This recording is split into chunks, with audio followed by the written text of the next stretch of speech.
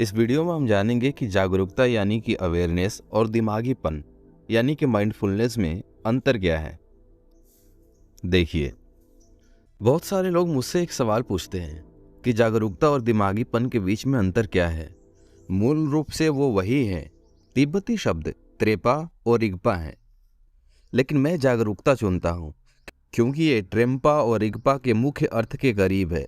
बेशक आजकल कई ध्यान शैली हैं जिन्हें माइंडफुलनेस मेडिटेशन कहा जाता है। उनमें से कई बहुत अच्छे हैं और अद्भुत भी है, और मैं उनमें से कुछ नए युग के हैं। या लोग वास्तविक ध्यान अभ्यासों को नहीं जानते हैं और बस अपने स्वयं के साथ आते हैं। हवा में उड़ते हुए एक व्यक्ति की मुझे तस्वीर के साथ दिखाई दिया। मूल रूप से मैं ये कह सकता हूँ कि यहाँ पे दो पहलू हैं। पहला ये कि वस्तु उन्मुख और दूसरा विषय उन्मुख, यानी कि ऑब्जेक्ट ओरिएंटेशन का अर्थ है, जैसे कि मैंने माइंडफुलनेस मेडिटेशन के बारे में सुना है कि इसमें एक वस्तु है, इसे हमेशा एक वस्तु की आवश्यकता होती है। ये श्वासें, आवाज़ें, आपका शरीर, भावनाएं हो सकती हैं। देखिए, विचार या अन्य घटनाएं ये भी हो सकती हैं, और आप वस्तु के साथ बने रहते हैं। यदि आप वस्तु से विचलित हो जाते हैं तो आपको उस रस पर वापस आने की आवश्यकता है जो आपको एकाग्रता की ज़रूरत है। ये अच्छा है, ये बढ़िया है, लेकिन कुछ लोगों के लिए ये काफ़ी मुश्किल होता है, क्योंकि तब फोकस बहुत संकरा हो जाता है जब आप अपने मन को अलग अलग जगहों पर नहीं जाने देंगे। देखिए, ये ऐसा नहीं होगा कि जब हम कहेंगे कि पिज़्ज़ा नहीं और अधिक पिज़्ज़ा आता है ना। जब हम कहीं अकेले में बैठे हों और हम सोचेंगे कि हमारे मन में पिज़्ज़ा का ध्यान ना आए, लेकिन हमारे मन में पिज़्ज़ा का ध्यान आता ही है। इसी तरह ये भी एक प्रकार का तंग है। हम सोचेंगे कि हमारा ध्यान हमारी सांसों पर रहे, सांस को ऊपर नीचे, यानी कि जब हम ब्रीद इन करते हैं और ब्रीद आउट करते हैं तो हमारा ध्यान बिल्कुल उस श्वास पर रहे।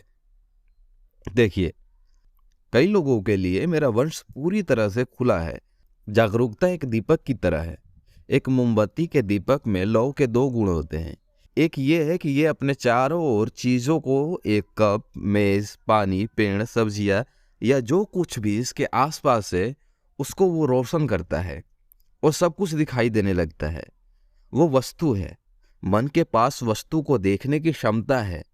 इतना ही नहीं, बल्कि मन के पास आत्म प्रकाश, आत्म स्पष्टता की भी क्षमता है। इसका मतलब ये है कि ज्योति ही प्रकाश है। लौ को देखने के लिए आपको टर्च का उपयोग करने की आवश्यकता नहीं है। मेरी परंपरा में मुख्य ध्यान जागरूकता पर है। वस्तुएं इतनी महत्वपूर्ण नहीं है। जागरूकता से जुड़ने के लिए आप किसी भी वस्तु को आधार के रूप में ले सकते हैं। वस्तुएं सिर्फ एक संदर्भ बिंदु है। महत्वपूर्ण बात यह है कि जागरूकता से जुड़ना है। जागरूकता बहुत खुली और बहुत विशाल है। फिर जो भी घटनाएं जागरूकता की पहचान के लिए समर्थन हो सकती है या जागरूकता से जुड़ने के लिए समर्थित कर सकती है। कभी कभी मैं मजाक करता हूँ। दो शब्द हैं, एक है माइंडफुलनेस और जागरूकता। यानी माइंडफुलनेस थोड़ा रूढ़िवादी है और जागरूकता अधिक उदार। यह सिर्फ एक मजाक है, लेकिन मेरे लिए जागरूकता शब्द विषय उन्मुख से जुड़ा है। जागरूकता विषय है और ध्यान वस्तु उन्मुख से जुड़ा हुआ है। देखिए, यह वस्तु पर अधिक केंद्रित है, और उदाहरण के लिए सांस महत्वपूर्ण है, लेकिन यहाँ जागरूकता महत्वपूर्ण है। सांस जागरूकता के लिए सिर्फ एक संदर्भ की बिंदु है।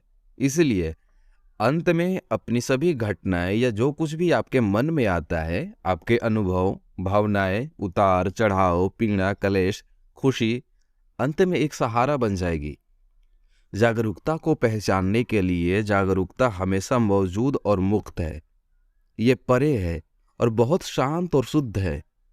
ये वो अद्भुत प्रकृति का हमेशा हमारे साथ है। ये हर समय मेरे और आपके साथ है। समस्या ये है कि हम इसे पहचान नहीं पाते। यहाँ वहाँ आप, लेकिन आप इसे पहचान ही नहीं पाते। कभी कभी मैं कहता हूँ कि ये आकाश को जाने बिना आकाश में उड़ने वाली पक्षी, पानी को जाने बिना नदी में तैरने वाली मछली जैसा है। ये स्वतंत्रता, ये वर्तमान, ये खुलापन, ये जागृत वर्तमान और जागृत है। जागरूकता की ये जागृत उपस्थिति हर समय हमारे साथ है। ये अद्भुत है, लेकिन हमें इसके साथ जुड़ने की ज़रूरत है।